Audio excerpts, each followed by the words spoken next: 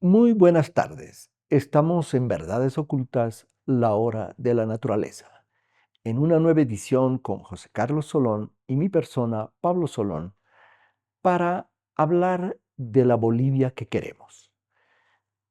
Hemos escogido este tema porque hace muy poco hemos celebrado los 200 años de la fundación de Bolivia. Y un tema central en la discusión es ¿qué Bolivia queremos después de haber vivido 200 años con lo que ha sido la Bolivia republicana, la Bolivia del Estado plurinacional, con lo que han sido diferentes experiencias a lo largo de 2 siglos? Y en este primer bloque vamos a hablar de lo que se avisora como una promesa que podría ser la nueva salvación de esta Bolivia, que obviamente está pasando por una crisis muy profunda. El tema del litio. El litio visto como la oportunidad de resolver la crisis que nos está dejando la falta de reservas de gas, eh, el nuevo dorado, el nuevo Cerro Rico de Potosí en la forma de un salar. Eh, Queremos ir hacia una Bolivia del litio. Ese es nuestro objetivo. ¿Qué dices, José Carlos?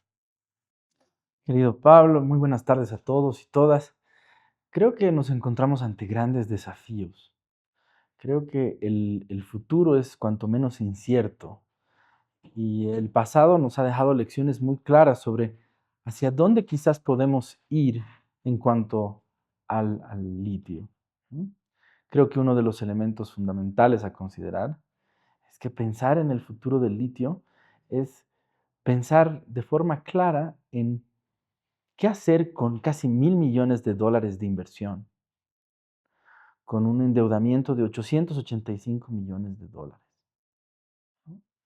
Creo que uno de los puntos medulares a ver el futuro es qué vamos a hacer con la deuda interna que tenemos en cuanto al Banco Central de Bolivia. Ahí es donde tantos años de inversión, tantos años de pensar en una economía en torno al litio, tantas promesas, ¿no? Promesas en torno a vamos a hacer la Arabia Saudita del litio. Vamos a fabricar eh, materiales catódicos, baterías y toda una cadena de valor del litio boliviano. eh, Se choca contra el muro, ¿no? $1.000 millones, 15 años de despliegue industrial, una cantidad de presidentes, de gerentes de ILB que han venido viniendo uno tras otro con distintas visiones, con distintas estrategias, con poca visión estructural de continuidad, con grandes desafíos en cuanto a lo que realmente implica explotar este mineral, ¿no? Creo que estamos ante una quimera, ¿no? Creo que el litio plantea una de las quimeras más grandes del siglo XXI para el pueblo boliviano. O sea, las promesas que se hicieron en torno al futuro del litio no han sido reales y en el corto plazo no son viables. Eh, ¿Cómo tendríamos que pensar la región del Altiplano Sur, el Salar de Uyuni, Bolivia, sin caer en poner todas nuestras expectativas en nuevamente la extracción de una materia prima como el litio? Porque en cierta medida lo del litio reproduce el mismo esquema anterior. Se pusieron todas las expectativas en la exportación del gas natural y el gas natural se acabó. Se pusieron todas las expectativas en el estaño y llegó un momento en el cual el ciclo del estaño llegó a su fin. Lo mismo nos pasó con el ciclo de la plata. Tú lo que planteas es tener una mirada distinta que vaya más allá del litio. ¿Cómo sería esta visión de una Bolivia que ve más allá de la extracción de una materia prima, llámese esta litio u otra? Uno de los temas importantes al recorrer la región del sudoeste potosino es ver, por ejemplo, que el trabajo detrás de la quinoa, detrás de la producción de quinoa que se viene haciendo todos los años. Nosotros en Bolivia hacemos una quinoa que se llama quinoa real. Es una quinoa de mucho valor, con propiedades muy importantes, nutritivas, ¿no? No es una quinoa transgénica, como es el caso del Perú, donde se producen dos cosechas al año. En Bolivia se produce solo una. Y sin embargo, nuestra quinoa es competitiva frente a la quinoa transgénica del Perú. No, no lo es. No lo es. Porque no existen los mecanismos, las certificaciones concretas, claras, para generar el desarrollo y una suerte de producción virtuosa, ¿no? De la quinoa en la región. Al igual que en el oro, existen rescatadores que van a las comunidades a comprarle quinoa a los diferentes, eh, a los diferentes productores. Ellos, como les llaman, pequeños camiones que llegan y determinan los precios, que hoy están en auge, pero que en otros momentos han estado muy bajos. ¿Y qué pasa con esta quinoa? Realmente tenemos la certeza de que estos rescatadores la sacan, la declaran y realmente hacen que los productores puedan favorecerse de, por ejemplo, una certificación. ¿Existe contrabando de quinoa? Sí, existe contrabando de quinoa. Así como existe el oro ilegal. Entonces, pensar en las alternativas al litio es también pensar un poco en un desarrollo que tiene que ver de cerca los problemas territoriales, tiene que ver de cerca los problemas locales. Esto no quiere decir eh, poner o no considerar el hecho de que hemos gastado 885 millones de dólares en este proceso de industrialización. Y quién sabe más, con todo el gasto corriente, con todo el gasto de inversión que viene del TGN en favor de ILB. Es importante que pensemos en cómo hacer funcionar nuestra inversión. Es indispensable que podamos pensar en un horizonte donde esta plata no se vaya a la basura, ¿no? Pero ¿cómo hacerlo? ¿Qué debemos hacer? ¿Cuáles son las estrategias de inversión, técnicas? Sin caer además en, en una privatización de los recursos. Aquí lo que está en juego para el futuro es también la posición de la soberanía sobre los recursos, la soberanía por sobre el trabajo, ¿no? Y pensar de forma integral, ¿no? Un horizonte de transformación en el cual sí podamos avanzar un poco más allá del proceso de industrialización, pensando de cerca lo territorial, la tierra. Muchas gracias, José Carlos. Vamos a un corte en Verdades Ocultas, la hora de la naturaleza, y pronto volvemos. Volvemos con Verdades Ocultas, la hora de la naturaleza. Estamos hablando del país que queremos, la Bolivia que queremos después de 200 años. Y nos encontramos con José Carlos Solón y mi persona, Pablo Solón. En el anterior bloque decíamos que tenemos que pensar en una Bolivia que no esté enclavada en el extractivismo de un producto, que pensar en una Bolivia del litio es volver nuevamente a repetir ese ciclo perverso de la extracción de la plata, la extracción del estaño, la extracción del gas natural.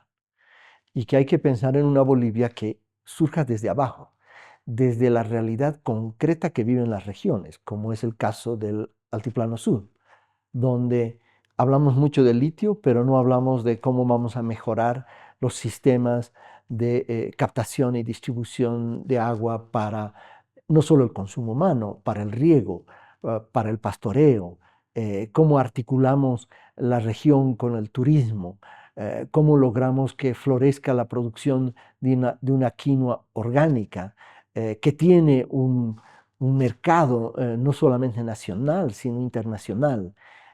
Sin embargo, ¿cuánto se ha hablado de la quinoa en todos estos debates que han habido a nivel electoral? ¿Cuánto se ha hablado de cómo vamos a mejorar precisamente el manejo de las aguas subterráneas y de las cuencas?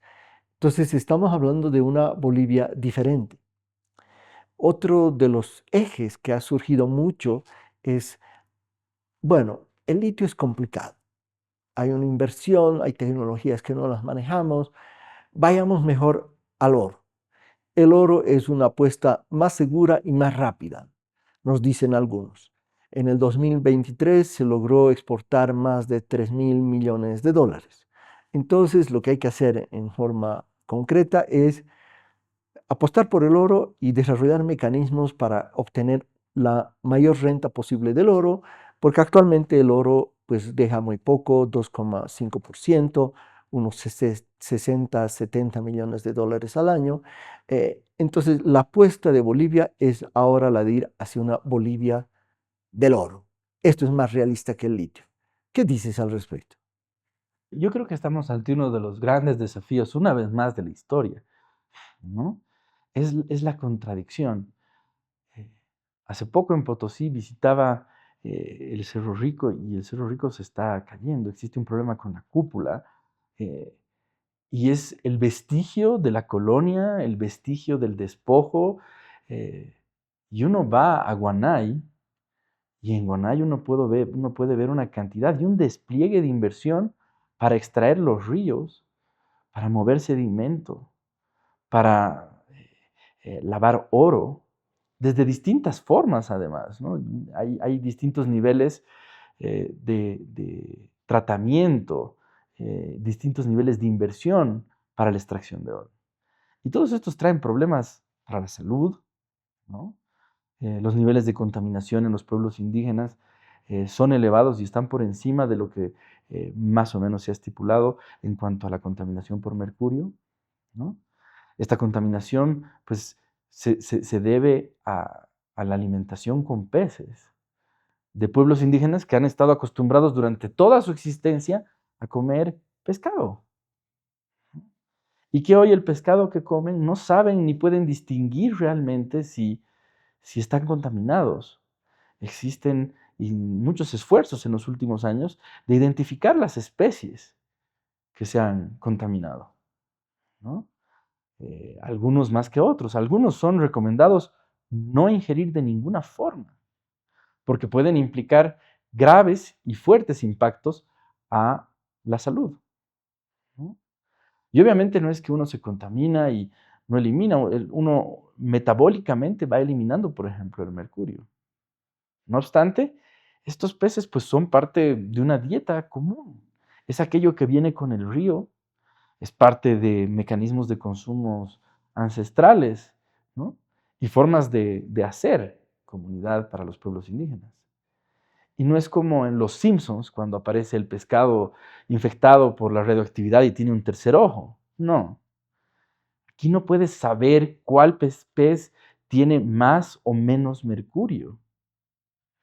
Mucho del consumo que se podría estar consumiendo en la ciudad de La Paz podría tener también niveles de consumo. Y sin embargo, de consumo de mercurio y de contaminación. Y sin embargo, prestamos muy poca atención a nuestra alimentación. Creo que en eso una de las alternativas para el país que queremos, pues está en lo que tú bien has llamado hace tiempo y que viene saliendo en realidad desde la sociedad, desde las organizaciones, desde los municipios. Esto de los territorios libres de minería. Territorios y municipios libres de minería. El tema del oro es que si uno lo ve solamente en términos de, bueno, ¿cómo vamos a captar y conseguir más dólares? Entonces apostemos por el oro. Pero nos olvidamos de los impactos que ya nos está dejando el oro. Tú has señalado impactos sobre la naturaleza, sobre los ríos. Algunos lugares parecen zonas bombardeadas por las pozas que se van creando uno al lado del otro. La contaminación por mercurio, la contaminación de los peces, la contaminación de la tierra. eh, y sin embargo, la pregunta es, ¿qué hacemos entonces con la explotación del oro? Esta explotación del oro eh, debe ser una explotación del oro donde se legalice a todos los que están explotando. Hay quienes dicen, la solución para esto es legalizar a todos. Pero hace poco acaba de salir una investigación eh, que la hizo un compañero nuestro que señala de que en verdad se ha dado 11 veces la posibilidad de que se legalicen la mayoría de estas cooperativas o empresas auríferas que no están plenamente legalizadas y no lo han hecho. Apenas un 12% lo ha hecho. Este es el camino. El camino es ir hacia una empresa estatal del oro que sea responsable. El camino es ir hacia una privatización y traer grandes empresas transnacionales del oro. ¿Qué hacemos con el oro para poder producirlo sin que se generen estos impactos gravísimos sobre la población y sobre la naturaleza? Creo que es justamente hacia donde íbamos, ¿no? Es este tema de cómo pensar eh, desde las dinámicas territoriales, ¿no? Desde lo local, ¿no? Alternativas que sean de verdad, ¿no? Que estén establecidas, que estén desarrolladas. Hace poco venían los municipios de Palos Blancos y Alto Beni a entregar sus planos porque se declararon territorios libres de minería. Y una de las concejalas decía, vamos a traerles piedras, una canasta con piedras y una canasta con frutas. ¿Acaso la piedra se come? ¿No? Y lo cierto es que la piedra no se puede comer, ¿no? Lo que da los municipios, que son productores de cacao, de la alimentación, que vienen acompañando además a las ciudades y que son el sostén de absolutamente nuestros jugos de naranja en las mañanas, ¿no? O la fruta que comemos, la papaya que comemos, ¿no? Esos son temas importantes. Entonces, ¿cómo realmente pensamos en la alternativa? ¿Cuál es la propuesta para la alternativa?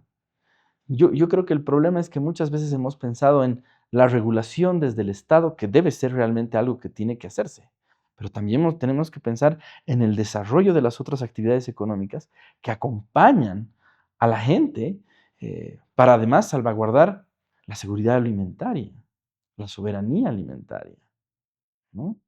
El cacao, muchos conocen el ceibo, ¿no? El ceibo tiene grandes exportaciones a Europa, goza de exportaciones en base a certificación agroecológica. Esto le permite tener precios preferenciales. Este año, debido al cambio climático, la producción del cacao en el África quedó diezmada, hecha trizas, ¿no? ¿Y qué ha sucedido? Pues los precios del cacao han visto un crecimiento bastante eh, óptimo. ¿El cacao puede luchar contra el oro? Siempre la pregunta ha sido, pucha, ¿se puede realmente luchar contra el oro? Pues cuando hay fuerzas establecidas, fuerzas que son capaces de generar una producción grande, ¿no? Agroecológica, pues se plantean alternativas que van más allá de, de las políticas de regulación. Por eso creo que el soñar también es salir un poco de la caja y pensar más en estas soluciones locales, en estos procesos de gestión locales. Sin duda hay que apostar por un monopolio del comercio exterior del oro por parte del Estado y de esa forma regular a los rescatadores del oro que además se aprovechan de una cantidad de la fuerza de trabajo de los mineros, ¿no? No me cabe la menor duda, pero tenemos que pensar en las alternativas que no es la otra cara de la moneda, no es la otra cara de la moneda en la gestión, ¿no? Muchas gracias, José Carlos. Vamos a ir nuevamente a una pausa y nos quedamos con esta pregunta. ¿Qué Bolivia queremos? ¿Una Bolivia que dependa nuevamente de un recurso, sea el litio o el oro, o una Bolivia que empieza a ver todas las posibilidades dinámicas que existen y nacen desde lo local, desde las comunidades? Pronto volvemos. Volvemos con Verdades Ocultas, la hora de la naturaleza. Estamos dedicando este programa para hablar de la Bolivia que queremos.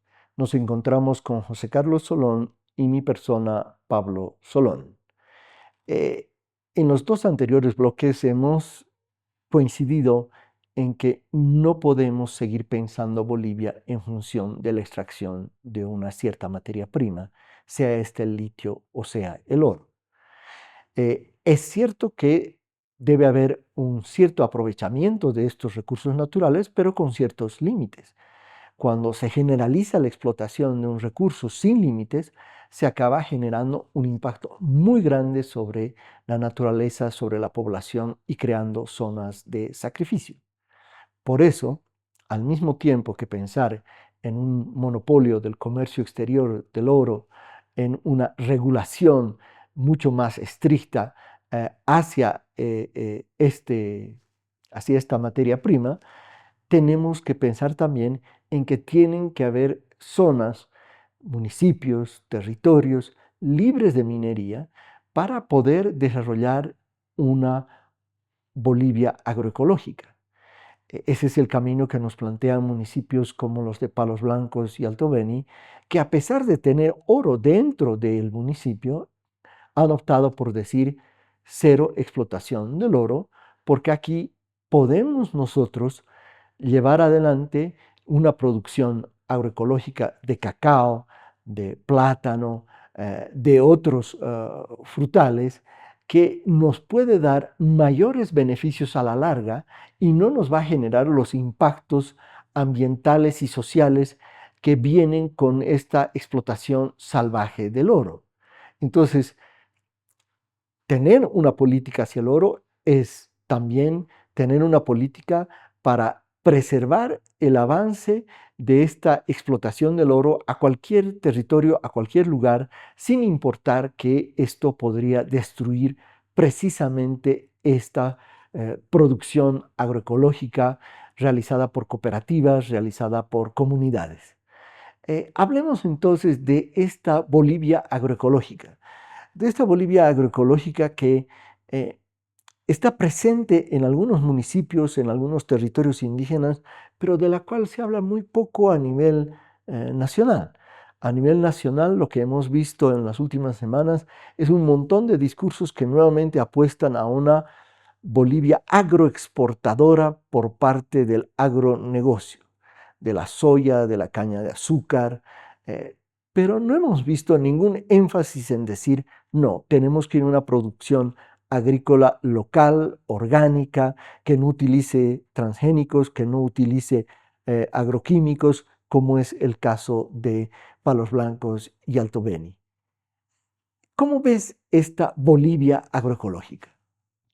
Hace unas semanas había un artículo de Manuel Morales que hablaba de las paltas peruanas que llegaban a Bolivia y que son paltas que el Perú en el fondo no puede exportar a cualquier otro lado porque hay una contaminación de cadmio, de un metal dentro de estas paltas.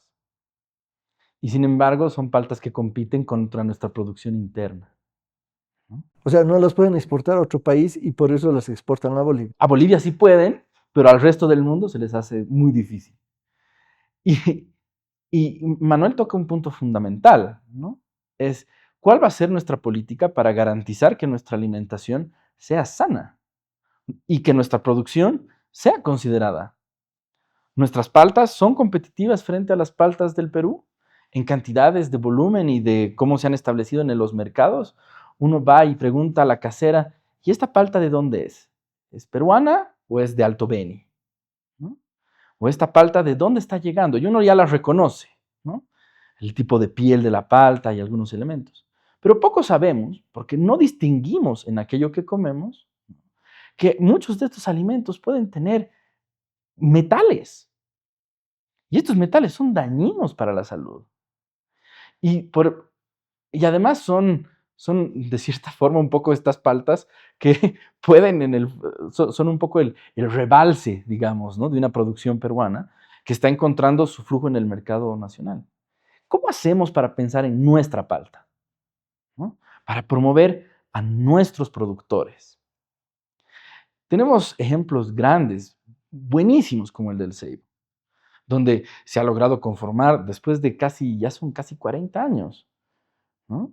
De conformar una cooperativa del cacao muy, muy exitosa. Sin embargo, no es lo único que se produce con agroecología, ¿no? Y yo creo que el problema de cómo hemos venido viviendo y percibiendo a la naturaleza es que creemos que el agronegocio de la soya, del azúcar, por sus escalas, por sus niveles, ¿no? Son los elementos fundamentales para el desarrollo de las actividades, ¿no? Para el ingreso de dineros. Y no obstante, no es el caso. El cacao es una excelente fuente de ingreso para la gente. La palta, la yuca, el plátano. El plátano para las comunidades mocetenes, que también son parte del municipio de Palos Blancos, generan una cantidad de ingresos bastante fuertes. Y sus plátanos son muy competitivos. Ahí el problema entonces resulta ser, ¿cómo haces para que el plátano producido en territorio mocetén no tenga tampoco una fuerza predominante lo suficientemente grande como para que no funcione la producción de plátano en un municipio vecino como Mayaya? Como para que las fuerzas, para que la capacidad de producción, ¿no? De plátano en otros municipios también pueda proliferarse. ¿Cómo permitimos y cómo encontramos una Bolivia agroecológica donde la replicabilidad de lo pequeñito, que es producir palta en unas cuantas hectáreas, ¿no? O producir papaya, plátano, ¿no? Pueda ser algo como una alternativa sostenible, ¿no? Y sostenida para los diferentes municipios que se encuentran en el norte de La Paz? Son desafíos grandes porque en el fondo también va a implicar entender cómo funcionan los mercados, cómo nos afectan y cómo nos afecta la presencia de actores extranjeros, que no es que está mal comprar la palta peruana, pero la palta boliviana puede tener absolutamente todas las de ganar en un espacio para el cotidiano, para la vida de las ciudades. Ahora, hablamos de municipios y territorios agroecológicos, ecoturísticos, libres de contaminación y actividad minera. Eh, es una alternativa que poco a poco va creciendo y que plantea no que hay que dejar totalmente de extraer una materia prima, pero que no se puede seguir pensando el futuro solo en función de una concepción extractivista de minerales o de hidrocarburos. En este proceso tenemos también la variante del ecoturismo. Municipios que tienen una vocación ecoturística y que dicen, nosotros no queremos el avance de la minería porque los turistas que vienen aquí vienen a ver la naturaleza, no vienen a ver la contaminación de los ríos y las pozas que van dejando como eh, huellas, heridas en la madre tierra. Eh, este ecoturismo es también algo que puede ser el ejemplo de una Bolivia que queremos. El ecoturismo es una gran alternativa, así como la agroecología. Son estos espacios que realmente permiten darle coherencia a los territorios libres.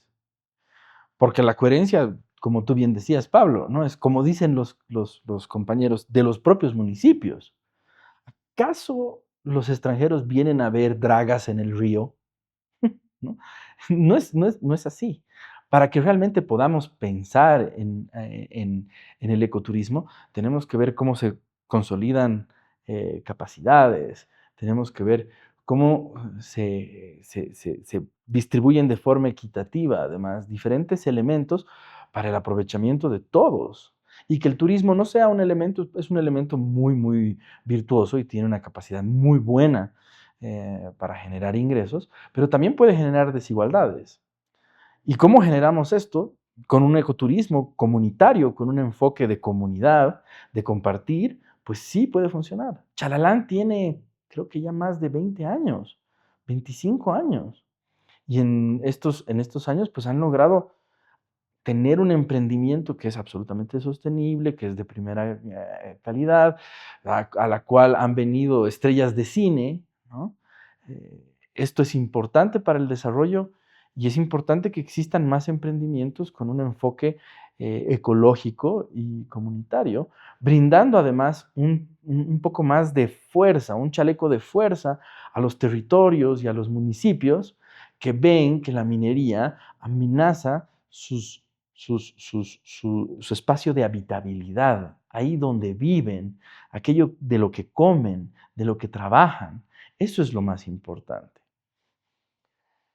Bueno, vamos a ir a una nueva pausa y nos quedamos con una idea. El país que queremos es un país que se construye, que se viene construyendo desde abajo a través de la agroecología, a través del ecoturismo. Y en el último bloque vamos a hablar de qué hacemos frente a un problema muy serio que se avecina, la crisis energética en Bolivia. Pronto volvemos. Volvemos con Verdades Ocultas, la hora de la naturaleza. En este último bloque vamos a conversar con José Carlos Solón y mi persona, Pablo Solón, sobre la Bolivia que queremos, pero centrándonos en el tema de la crisis energética que se avecina. Bolivia está viviendo ya una crisis energética. ¿Por qué? Porque el ciclo de la explotación del gas natural está llegando a su fin.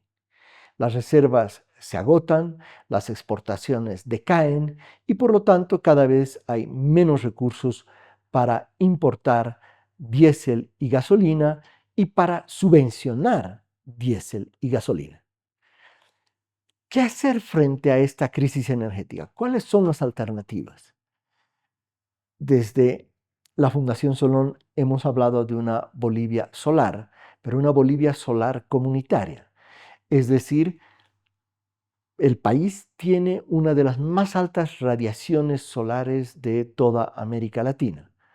Si las comunidades indígenas y campesinas, si ciertos barrios podrían desarrollar emprendimientos de energía solar en sus tejados, en sus tierras de descanso, para generar electricidad, para generar energía y venderla a la red, entonces podríamos nosotros hacer frente a la crisis energética que va a haber en términos de electricidad.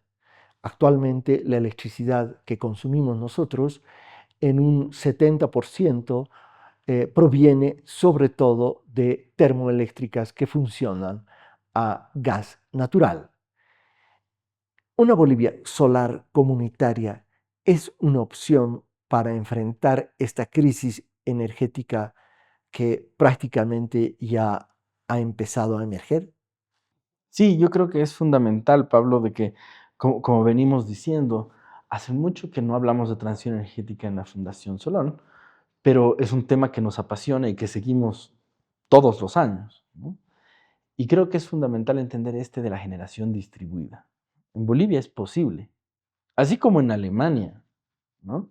En Alemania, lo que se le permite a una persona que tiene su casita es tener un tejado lleno de paneles solares que producen una cantidad de energía durante el día y como durante el día no consume esa cantidad de energía, pues es posible venderla a la red, reinsertarla en la red. Y de esta forma, en el caso alemán, la factura se hace un balance neto de lo que tú estás insertando y de lo que tú estás consumiendo en la noche, y de esa forma las facturas no son muy elevadas. Entonces, el ciudadano, el actor local, un barrio, podría generar su propia energía y al mismo tiempo contribuir al consumo del resto de los sectores, ya sea de su vecino o de un sector industrial que quizás necesite mucho más, pero que sumando, sumando funciona, ¿no? Esto implica tener y pensar en inversiones de distinto nivel, ¿no? Uno tiene que pensar en cómo la red puede sostener, ¿no?, esta reinserción o esta inserción de energía por parte de la producción solar doméstica de una familia, ¿no? Esto quiere decir pensar también en cómo hacemos que nuestros medidores giren al revés, ¿no? Que eso es algo muy favorable. Esto es una forma de pensar en cómo también podemos desarrollar o contribuir al desarrollo de otros sectores de la industria que puedan permitir pues que esto se ponga en marcha, ¿no? Y creo que ahí está el desafío fundamental, en pensar en un actor más no solo en el actor privado y en el actor del Estado, sino pensar en el tercer actor, un actor productivo que además tiene la capacidad de contribuir a la verdadera transición energética que necesita este país. No como con el litio, donde vamos a extraer litio, para que probablemente, ¿no? Y de seguro, terminará yendo a la China para que sea parte de una cadena de valor que es controlada por la China en su gran mayoría y produzcan autos eléctricos. Aquí estaríamos pensando en otra medida, algo para adentro. Entonces, no solo para mí creo que hay que pensar en lo local, sino pensar en mirar hacia adentro. Un tema muy importante de la energía solar, de una energía solar comunitaria, doméstica, de generación distribuida, tiene que ver también con repensar el tema del transporte. Porque el consumo del gas natural, de la gasolina y del diésel está sobre todo enfocado en la generación eléctrica, pero también en el transporte. Y obviamente hemos tenido un modelo de transporte que va a llegar a su fin o va a hacer aguas con esta crisis energética del gas natural, porque es un transporte público de unidades cada vez más pequeñas, por lo tanto que consumen mucha gasolina y diésel, y no de un transporte público masivo que puede tener menor consumo de combustibles fósiles y que bien manejado podría ser también un sistema de transporte masivo que recaiga en el consumo de energía eléctrica. Entonces, enfrentar esta crisis energética es pensar, sí, en una Bolivia solar comunitaria, pero también en una Bolivia del transporte público masivo a base de energía solar o energía eólica. ¿Cómo avanzar hacia esta Bolivia no del auto, sino del bus, del tren, en base a fuentes de energía renovable? Es el desafío de pensar en mecanismos de inversión también donde el Estado pueda participar para que veamos realmente una- un cambio de la matriz energética. Yo quisiera que terminemos el programa también pensando en que hemos logrado conseguir grandes logros en realidad en estos últimos 20 años. No son los países que tienen los derechos, que reconocen los derechos de la madre tierra. Y creo que ahí es importante que también pensar en el horizonte es pensar en la ecología, pensar en la madre tierra, pensar en cómo, no solo cómo aportamos nuestro granito de arena en el marco de la transición energética global, sino cómo podemos combinar las perspectivas para poder pensar en una justicia distinta, no antropocéntrica, que no piense que el ser humano está en el centro, que piense en la palta contaminada o en el pez contaminado, y que al mismo tiempo pueda garantizar aquello que come. Tú, Pablo, ¿cuáles crees que son estas lecciones que debemos mantener, que debemos salvaguardar para el futuro de la Bolivia que queremos? Coincido totalmente. El tema de cambiar nuestra relación con la naturaleza es clave para una nueva Bolivia. La naturaleza no solo es un sujeto de derechos, no solo es nuestro hogar, es un ser vivo. Y la Bolivia que queremos es una Bolivia que tiene que reconocerla y aprender a vivir en el marco de estos otros seres vivos. Y me refiero a otros seres vivos, no solamente los peces, los animales, sino los bosques, los ríos voladores, los grandes nevados. Y el drama que tenemos aquí en Bolivia es que hemos reconocido legalmente estos derechos, pero en la práctica no hay una implementación de los mismos, no se los garantiza, y creo que el desafío que tenemos adelante es el de asumir estos derechos no solo en términos formales, sino en términos prácticos y cotidianos. Mi criterio es que no solamente es un tema jurídico, es un tema de democracia. Yo creo que la nueva democracia de Bolivia tiene que tener como componentes no solamente a las representaciones de seres humanos, no solamente de las comunidades indígenas locales, no tiene que recaer solo en los partidos políticos que ya vemos que no llevan a resolver los problemas, sino tiene que también incluir la voz y la representación de la naturaleza. Tenemos que ir hacia una democracia que no sea antropocéntrica. Creo que ese es el gran desafío que tenemos para precisamente de aquí en adelante después de estos 200 años. Bueno, llegamos al fin. Un placer, José Carlos. Un gusto estar con ustedes nuevamente en esta oportunidad hablando de la Bolivia que queremos. Será hasta una próxima ocasión en Verdades Ocultas, la hora de la naturaleza.